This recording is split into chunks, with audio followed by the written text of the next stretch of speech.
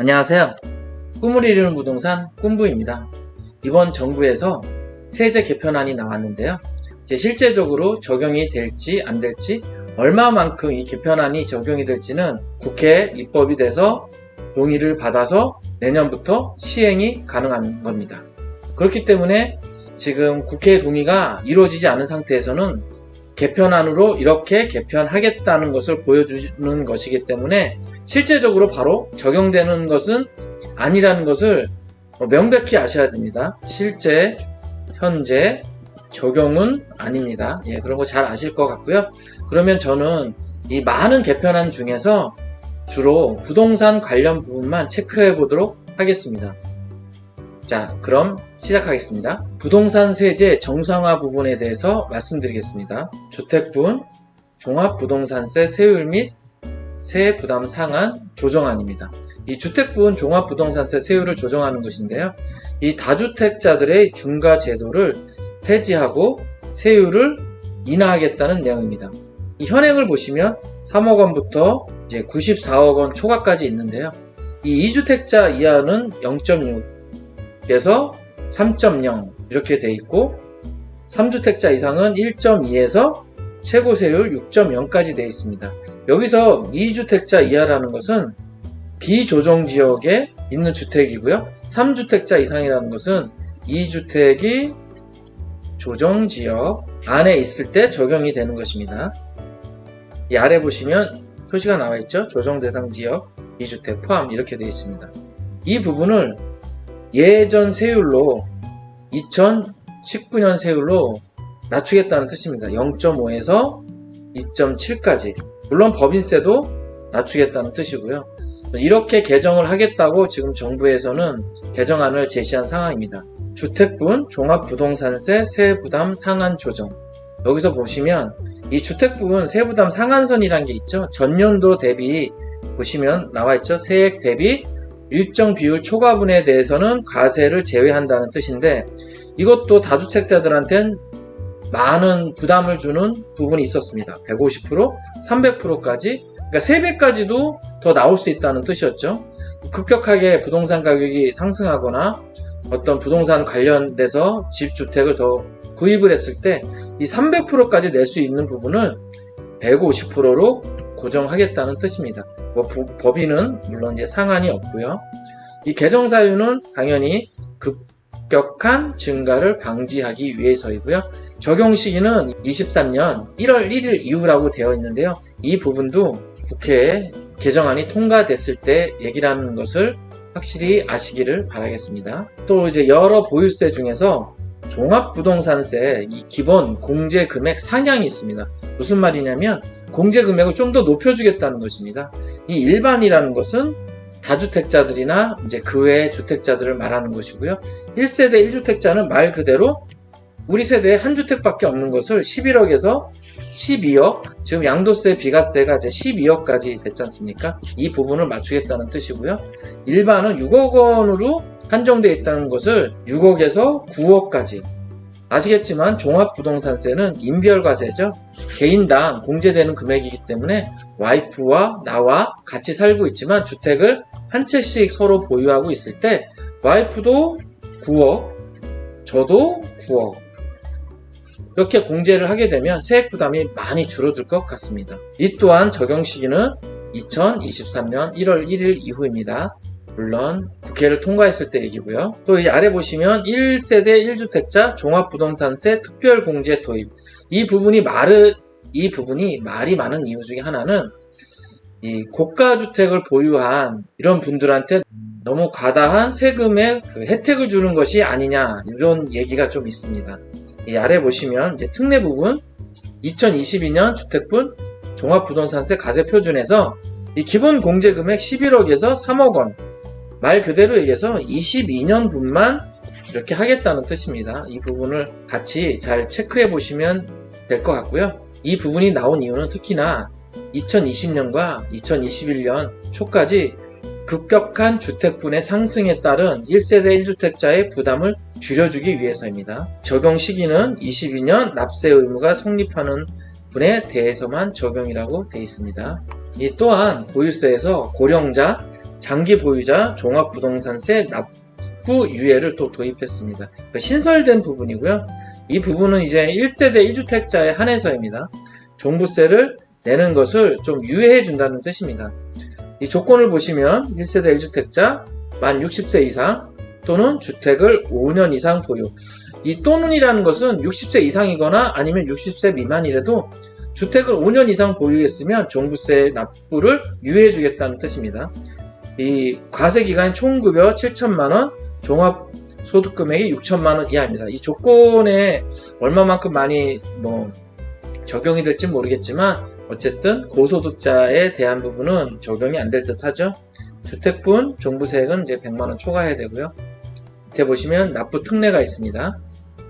납세, 담보 제공 시 상속, 증여, 양도 시점까지 주택분 종부세를 납부 유예해 주겠다는 뜻입니다. 물론 여기 미충족 시 사유가 발생한 후에는 취소하고 세액 및 이자 상당액까지 별도로 추징한다는 것이니까요. 적용이 되시는 분들은 잘 살펴보고 부담을 줄이실 수도 있을 듯 합니다. 또한 이번에 일시적 2주택자, 1세대 1주택자 주택수 종합부동산세 특례 신설을 했습니다. 일시적으로 2주택이 되더라도 주택수는 2주택이 돼 있어서 이 세금 부분이 2주택으로 과세가 돼서 이제 부담이 되는 부분이 있는데요. 이 부분을 새롭게 법을 신설을 해서 부담을 줄여주겠다는 뜻입니다. 보시면 주택수 종부세 특례가 있죠. 이제 1번에 일시적 2주택, 1세대 1주택자가 종전주택 양도 전 다른 주택을 대체 취득한 경우, 물론 이제 취득 후 2년 이내에 종전주택 양도하는 경우에 한정입니다. 2년 이내 종전주택 양도를 못하게 되면 이 혜택으로 인해서 안 됐던 세금을 한꺼번에 다 추징하기 때문에 이 부분은 꼭 지켜야 되는 뜻입니다. 이 상속주택이 있죠. 상속주택은 실제적으로 원해서 받는 것이 아니기 때문에 실제적으로 상속을 원인으로 이제 취득한 주택을 함께 보유하는 경우입니다. 여기서 보시면 이 5년이라는 게 있습니다. 이제 5년이 경과되지 않은 주택이고요. 5년이 넘게 되면 종합부동산세에 포함돼서 세금이 나온다는 뜻이고요. 아래 보시면 다만이라는 것은 저가주택, 공시가격 수도권 6억 원, 비수도권 이제 3억 원 이하 주택이나 소액 지분이죠. 상속주택 지분이 여러 가족일 때 40% 이하인 경우에는 기간 제한 없이 주택수를 합산하지 않겠다는 뜻입니다. 이 부분은 잘 이제 체크해 볼 만 하겠죠. 또 세 번째는 당연히 이제 지방의 저가주택이 있죠. 1세대 1주택자가 지방 저가주택을 함께 보유하는 경우 있습니다. 여기에 보시면 공시가격 3억 원 이하입니다. 그리고 수도권 광역시 특별자치시 소속된 군, 읍면 지역 제외에 있습니다. 여기가 아닌 지역에 소재한 주택입니다. 3억 원 이하로요. 이 부분 잘 살펴보시고요.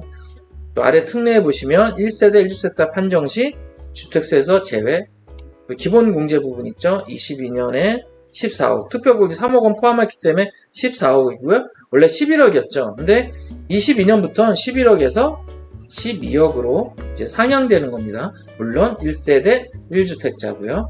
그리고 고령자 장기보유 세액공제 이제 별도로 또 있고요.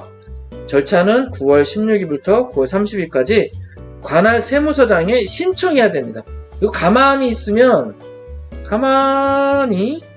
그냥 가만히가 아니고 가만히 있으면 혜택을 못 받습니다. 신청을 하셔야 돼요. 직접 가서 신청하셔야 되기 때문에 이 부분 잘 체크하시기 바라고요. 물론 개정 사유는 부득이한 사정으로 발생하는 과중한 세부담 적정은 아까 말씀드렸듯이 상속 같은 경우는 제가 원하는 경우보다는 갑작스레 발생하는 경우가 많죠. 여기 적용 시기도 2022년 1월 1일 이후라고 되어 있죠. 국회 통과해야 된다는 뜻입니다. 이 부분에 6번에 보면 주택임대소득 과세 고가주택 기준 인상이 있죠. 이 얘기는 무엇이냐면 보통 우리가 1세대 1주택자는 공시가격 9억 원까지는 임대 소득을 안 냈습니다. 그렇죠. 1세대 1주택자에 한해서입니다. 그런데 이것을 고가주택이 지금 12억으로 거의 기준을 잡고 있죠. 12억까지 임대소득을 안 내도록 해주겠다는 뜻입니다.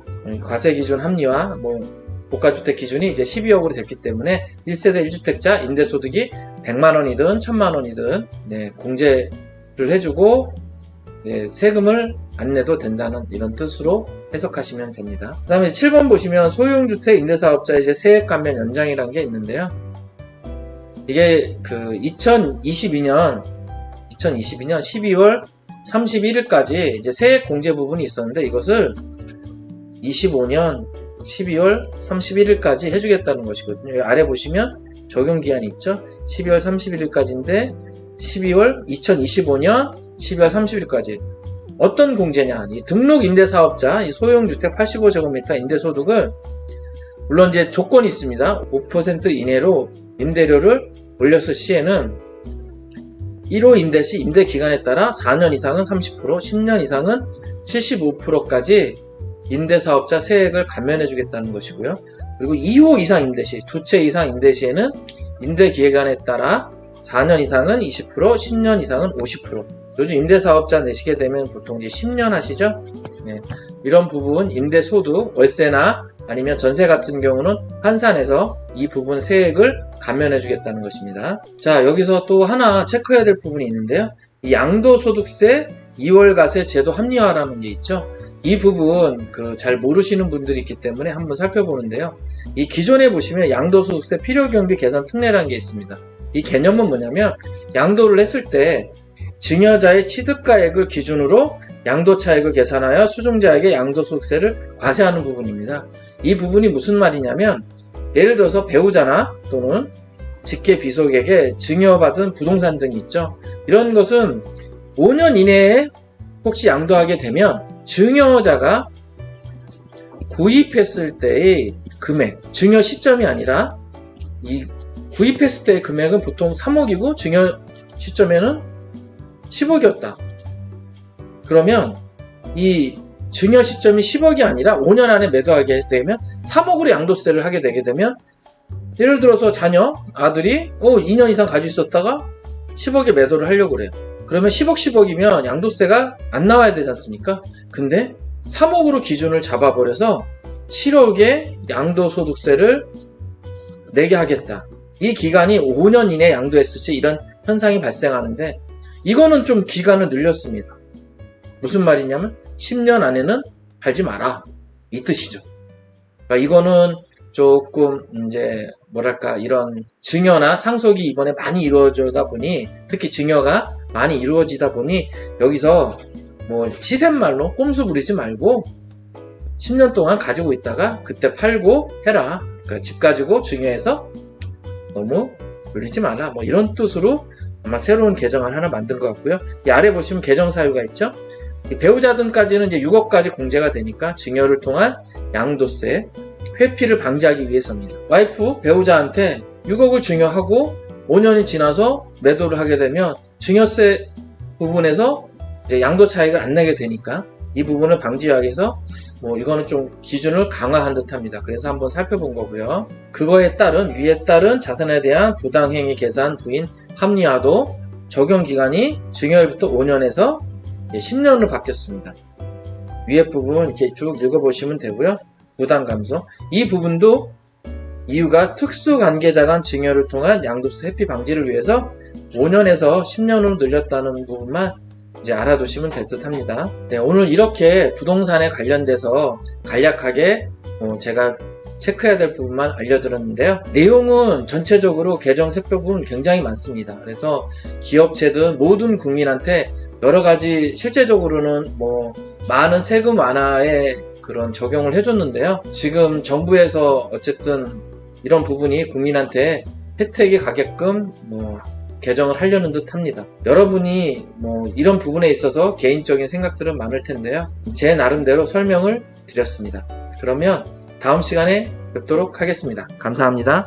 내용이 마음에 들으셨다면 좋아요와 구독 부탁드리겠습니다. 다시 한번 감사드립니다.